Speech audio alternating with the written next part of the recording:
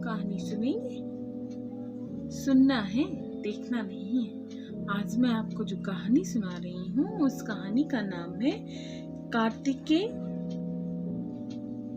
के जन्म की कहानी। ठीक है, तो सुनते हैं। लामड़क में सेना विश्राम करने के लिए रुकी।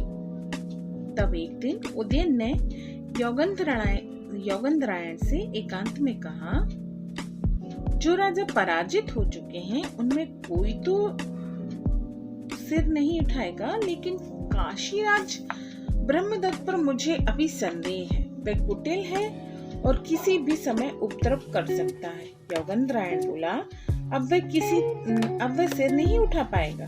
उसके हार जाने के बाद भी आप उससे सम्मान पूर्वक मिले थे।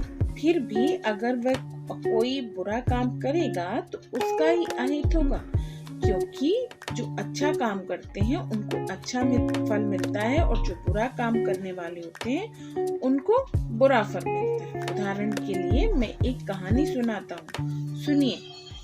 पद्म देश में अग्निदत्त नाम का एक ब्राह्मण था। राजा ने उसे कुछ गांव भेंट में दिए। उन गांवों से होने वाली आमदनी से ही वह अपने घर का खर्चा चलाता था। सोमदत्त और वैष्णवदत्त नाम के उसके 2 बेटे थे। बड़ा बेटा सोमदत्त सुंदर होते हुए भी मूर्ख था, लेकिन छोटा लड़का विनयशील और पंडित था। पिता के मर जाने पर दोनों ने संपत्ति को आधा आधा बांट लिया, फिर विवाह करके अलग अलग रहने लगे। वैष्णव दत्त समाज में और राज दरबार में सम्मानित हुआ, लेकिन सोमदत्त बुरे आचरण में फंस गया। एक दिन सोमदत्त शूद्रों के साथ बैठा हुआ था। यह देखकर उसके पिता के एक मित्र ने डांटते हुए कहा, तू अग्निदत्त ब्राह्मण का पुत्र होकर शूद्रों की संगति करता है। कम से कम तुझे राज दरबार से सम्मानित अपने भाई का तो ध्यान रखना चाहिए था। सोमदत्त को यह बात बुरी लगी और उसने अपने पिता के मित्र को पीटा। वह तुरंत राजा के पास पहुंचा और सोमदत्त की शिकायत कर दी। राजा ने सोमदत्त को बंदी बनाने के लिए सिपाहियों को भेजा। सोमदत्त और उसके साथियों ने सिपाहियों को भी मार पीट करके भगा दिया। तब राजा ने सेना भेजकर उसे पकड़ मंगवाया और उसको सूली पर चढ़ाने की आज्ञा दी।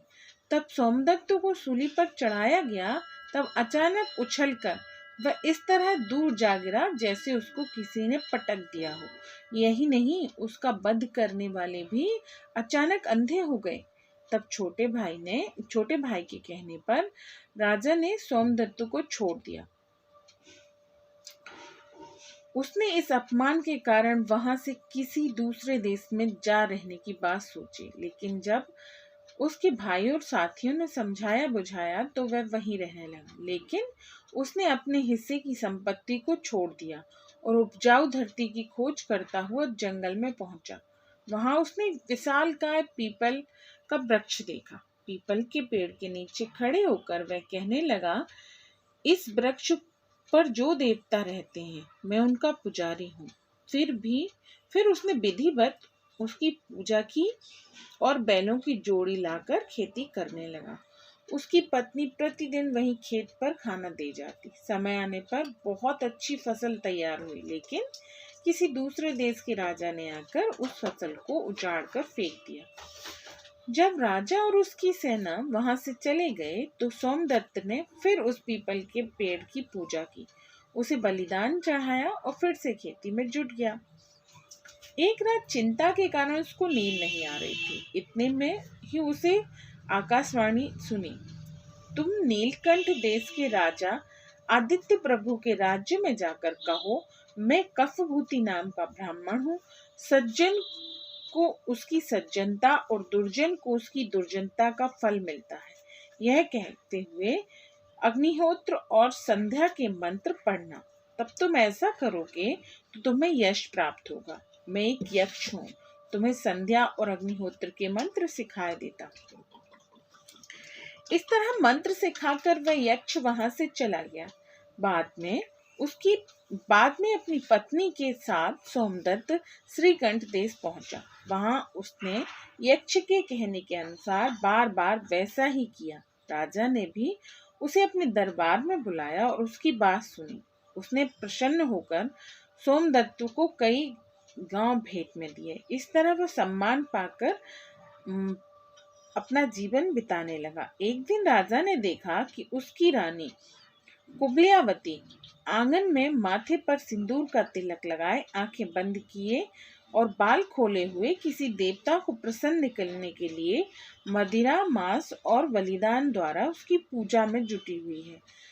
राजा को देखते ही रानी घबरा गई और अपने आप को व्यवस्थित करने लगी। उसने कहा, जो कुछ मैं कर रही हूँ वह आपके कल्याण के लिए ही है। इस विषय में आपको शास्त्र और सिद्धि की एक कहानी सुनाती हूँ।